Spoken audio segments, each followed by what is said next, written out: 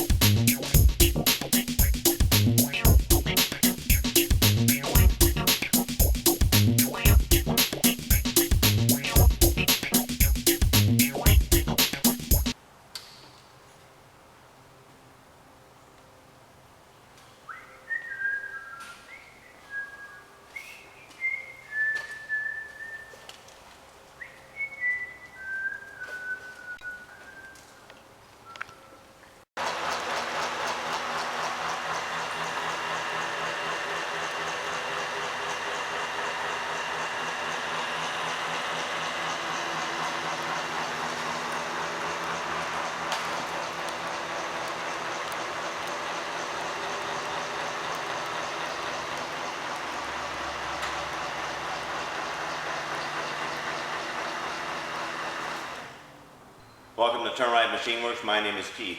Today we're down here at my best friend's shop, and we've got some good news. We're ready to hook this thing up, and actually we're ready to take this thing apart and get it on over to the house. Now the Sparky's got everything complete on this thing in a rough fashion here. Of course, we have a few zip ties and things like that. Well, this has got to be taken apart and put back in.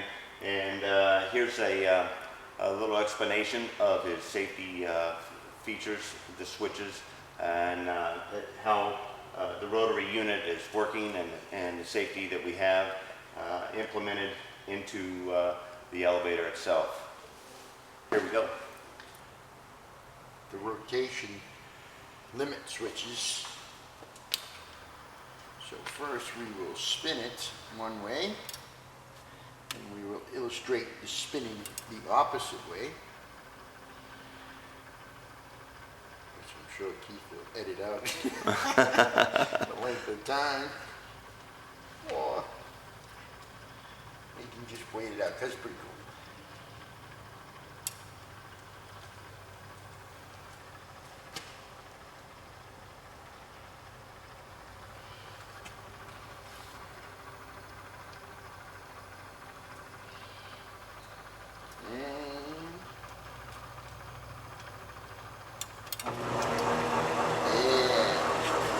Once it was straight, she cruised.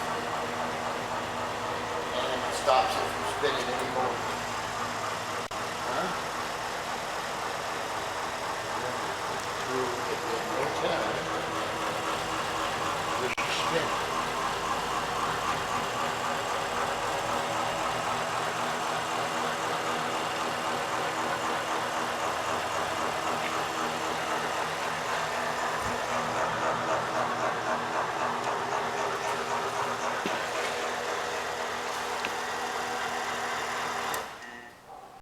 Excellent. When she clicks off to the other side, then it should automatically go up.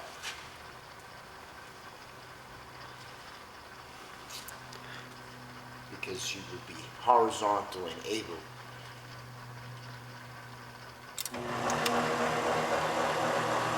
Awesome. So that was a program to put away the TV in that direction. Right, it will not put away till it's parallel. Yep. And here's where the box is mounted.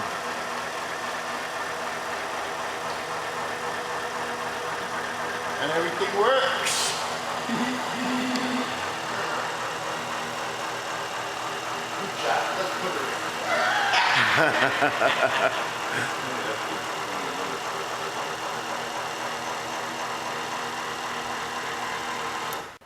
Right, we've made the pivot system work where until it's all the way down, there's limit switches that run in series with the spinning circuit, so she cannot spin until the car is all the way down.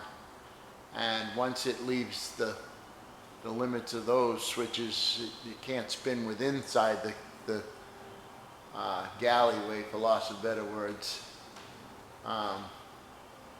You know, once it's inside. So we have limit switches and everything for safety. We've got a set of high voltage stoppers that if it passes the limit switches, it hits the car stops, and it lets this shut the power off to the whole unit, so it cannot work. We have an override in case we do have that problem. You can't operate it until that switch is back in operation, so we put an override switch that we're able to push in an emergency situation just to make it work no matter what. We've put a little override on there. It works pretty good, so we can have the limit switches take over the operation of the car. Well, when we built this thing, we had all kind of safety in mind. Obviously, you don't want your 60-inch plasma to be smashed against the side of the cage that it's supposed to receive, you know, go up into. So we're like NASA. We put double safety on everything. We have two. Let's put this car down and let's show the safety switches for the up and down. So we're going to come down and show this, the double limit switches that we've put on the top.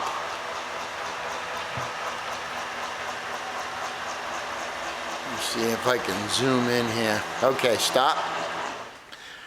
Right here we've put double detents with two switches. Only one was necessary, but we felt that if we put two, that'll, you know, cover the whole, if one limit switch blows out. Now on the bottom side, we have another limit switch that controls the spin.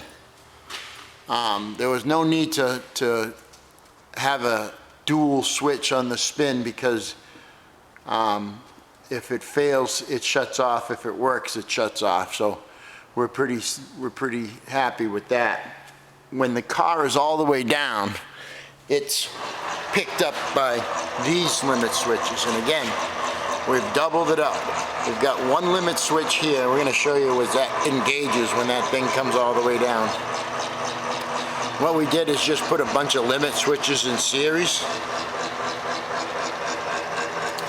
So that pulls that one in, and we doubled it up on each side of the car. This way, if we ever had a situation where something bound up in one side, kind of kilted, and operated one switch, it wouldn't still operate, you know, just because that one switch wasn't engaged. So I think that's pretty much it. The last safety feature that we have is I think Keith has already explained about the box that feeds it. It has a current limit that lets, if the car gets stuck in any way, it draws more amperage when it's in full locked rotor, we call it, and it will shut the box off, and it will not let it crush or break anything. So. And that's programmed for your currents on the down direction as well as your up direction. Right. Two different judgments. You just put so much torque. It's only on torque you can put to it, so it just won't push past the torque, and after a while it will blow the breaker. Right, it's only on the feed side of the motor. The motor's DC, so it doesn't matter which direction it goes. If the motor draws so much, then it pops. And what we are going to do is up into the motor here on the transformer side, we're also going to have a low amp slow blower. So if we have any problem where the TV runs away on spin, we're going to be able to just hold the TV for a second and feel confident it's not going to break anything because it's going to blow the fuse from that lock current as well. So we got lots of safety features to make sure we don't crush anything. It's a expensive project it's starting to be now. Don't want to ruin it. Yep. Came back fucking fucked up. So what happened was the rest of the day I went back.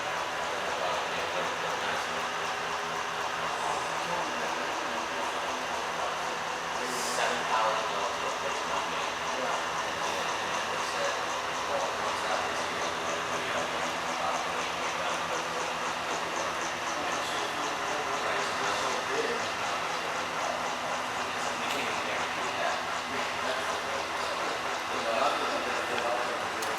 It's finally done. Mind to matter. All right. Totally awesome.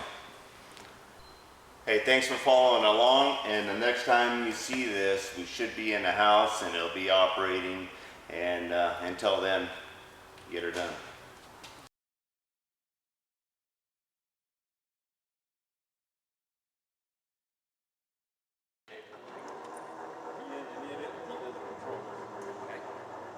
I had the idea, he implemented.